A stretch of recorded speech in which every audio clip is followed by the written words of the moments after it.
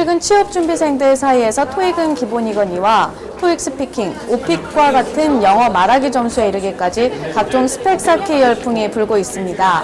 이를 반영해 YBM 토익위원회에서 2013년 상반기 취업 대비 토익 및 토익 스피킹 설명회가 20일 이화여대에서 열렸습니다. 자세한 내용 전문가를 통해서 알아보겠습니다. 안녕하세요. 종로 YBM 프리미어에서 토익 스피킹 강의를 맡고 있는 이루겸 강사라고 합니다. 오늘은 제가 이제 토익 스피킹에서 고득점을 받기 위해서 어떠한 전략들이 필요한지를 설명해 드리도록 하겠습니다. 일단 토익 스피킹은 예전하고는 달라져서 요즘에는 단순 암기 형식이 아닌 스스로 말을 만들어서 하는 형식이 굉장히 중요해졌다고 볼 수가 있겠습니다. 일단 파트 1부터 간단하게 설명을 해드리면요. 45초 준비 시간을 가지고 45초 동안 여러분들께서 답변을 하는 시간이 있는데요. 45초 준비 시간을 어떻게 활용하느냐가 여러분들 점수를 결정짓는다고 봐도 과언이 아닙니다. 일단 45초 준비를 하실 때는 전체적으로 한번 천천히 너무 크지 않게 읽어보셔야 됩니다. 너무 크게 얘기를 하다 보면은 본인이 어떻게 읽는지를 정확하게 캐치할 수 없기 때문이죠. 그래서 적절한 속력으로 읽어보시고 특히 발음이 잘 안 됐던 부분들은 다시 한번 발음해보는 형식으로 준비를 하셔야 됩니다.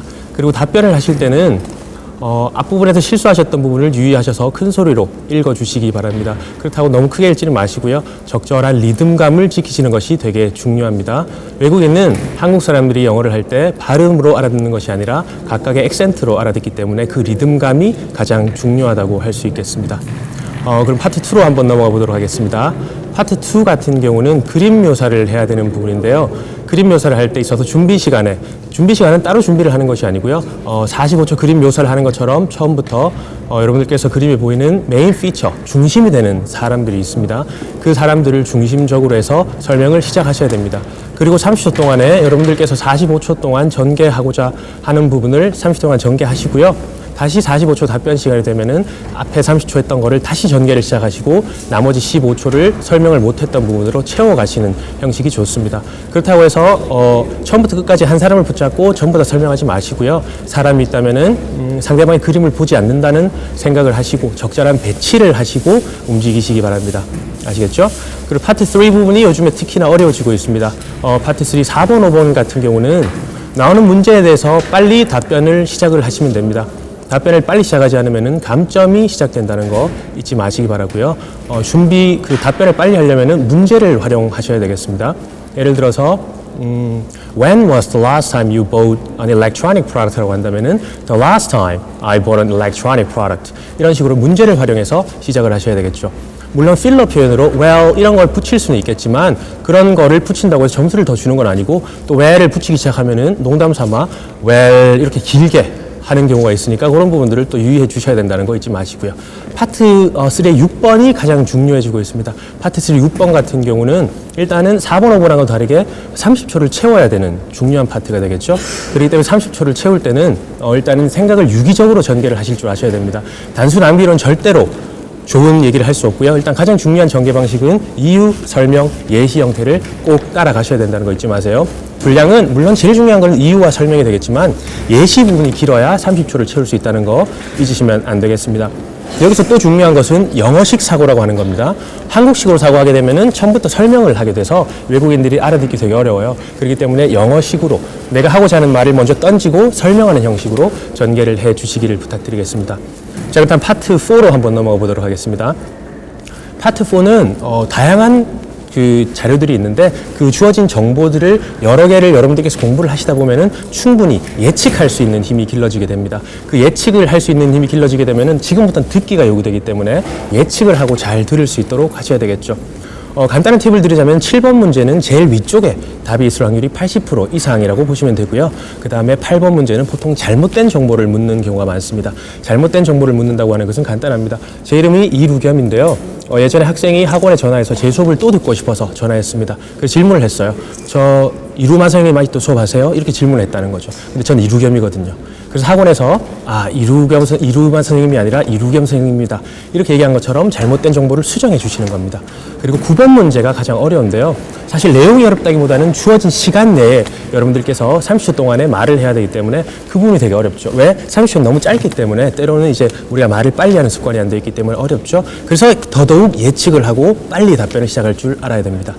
이 부분 꼭 기억하시고 이제 파트 5와 6가 남았는데요. 아시다시피 파트 5는 난이도가 굉장히 높아집니다. 일단 듣기 부분이 45초 이상이 되기 때문에 그 부분에서 잘 들어주셔야 되고요. 거기서 굉장히 중요한 부분은 모든 부분을 듣는 것이 아니라 디스트랙터와 메인 포인트를 잘 구분하셔야 됩니다. 디스트랙터는 듣지 않아도 되는 부분이고 메인 포인트 부분이 있어요. 그 부분을 잘 들으시고 그 부분을 다시 한번 언급을 해주셔야 돼요. 왜냐하면은 토익 스피킹이 만들어진 이유 중에 프로블럼 레코니션, 우리가 문제인식했다는 걸 보여주는 이유는 그 파트는 우리가 비즈니스 상황에서 누군가가 나에게 무언가를 주문을 했을 때 내가 그거를 남에게 전달해 줄 수 있느냐, 그 능력을 보는 것이기 때문이죠. 그래서 중요한 부분을 다시 한번 언급해 주시고요. 해결책. 자, 여기서 고득점을 받고 싶으면 가장 중요한 겁니다. 일반적으로는 해결책을 간결하게 주려고 하시지만 고득점을 위해서는 해결책을 과제 수행을 할 수 있도록 구체적으로 주셔야 됩니다. 2개를 주는 것이 중요한 것이 아니라 3개를 주는 것이 중요한 것이 아닙니다. 하나를 주더라도 상대방이, 우리가 제일 끝에 그 얘기를 해요. 궁금한 거 있으면 다시 전화하라고 하지만 전화가 다시 오지 않도록 하시는 것이 여러분들께서 가장 중요하게 주는 해결책이라고 보시면 됩니다. 아시겠죠? 자, 이제 가장 배점이 파트 5랑 똑같지만 가장 어렵다고 할 수 있는 파트 6를 보겠습니다. 이 파트는 실제로 외국인이 직접 시험을 치더라도 항상 만점이 나오지 않는 주된 이유기도 하죠. 이 파트는 가장 중요한 게 브레인스토밍을 하는 겁니다. 너무나 주제가 광범위하고 또 어렵기 때문에 심지어는 그런 얘기도 있습니다. ETS에서 토플도 만들었고 토익도 만들었죠. 그 토플이라고 하면 우리는 되게 어렵다고 생각을 한단 말이죠. 그 토플에 있는 라이팅 문제, 사람들이 생각을 하고 쓸 수 있는 그 라이팅 문제를 가지고 와서 실제로 거기에 문제에 대입을 한다는 거죠. 그렇기 때문에 문제 자체가 어렵습니다. 평소 때 생각하는 힘을 기르지 않으면 절대로 좋은 답변을 만들어낼 수 없습니다. 여기서도 중요한 것은 서론, 본론, 결론을 지키셔야 됩니다. 왜? 결론을 하지 않으면 내가 무슨 말을 하고자 하는지가 제대로 전달되지 않기 때문에 내가 결론을 내려야 이렇게 전달이 되는 거죠. 여기서 가장 상대방을 설득하기 좋은 방법은 A, B-A 기법을 쓰는 거죠. 예를 들어서 회사가 성공하기 필요한 조건이 뭐냐? 회사에서 성공하기 위해 필요한 조건이 뭐냐라고 했을 때 회사에 성공을 하기 위해서는 회사의 성공이라고 하는 걸 먼저 정의를 내려보는 거예요. 그렇게 생각해보면 우리가 회사의 성공은 승진이라고 볼 수 있겠죠. 그러니까 승진할 수 있다를 시작을 하는 거죠. 그럼 그거를 가지고 끝에 어떻게 설명을 하는 거예요. 예시를 들어서. 그리고 나서 그래서 그 친구는 남들보다 빨리 승진을 했다. 이런 식으로 해서 마무리를 지어주면서 내가 지금까지 했던 얘기를 잡아주는 형식으로 답변을 하셔야 됩니다. 하나만 기억하시기 바랍니다. 여기서 가장 중요한 것은 논리력입니다.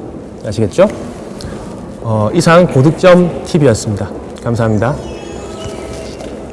지금까지 토익과 관련하여 단순한 암기가 아닌 논리가 중요하다는 알찬 정보와 함께 다양한 비법들 살펴봤습니다. 추운 날씨가 무색할 만큼 많은 학생들이 참여해서 그 열기를 더했는데요. 분명 취업을 준비하는 학생들에게 큰 도움이 됐으리라 생각합니다. CTTV 김보미입니다.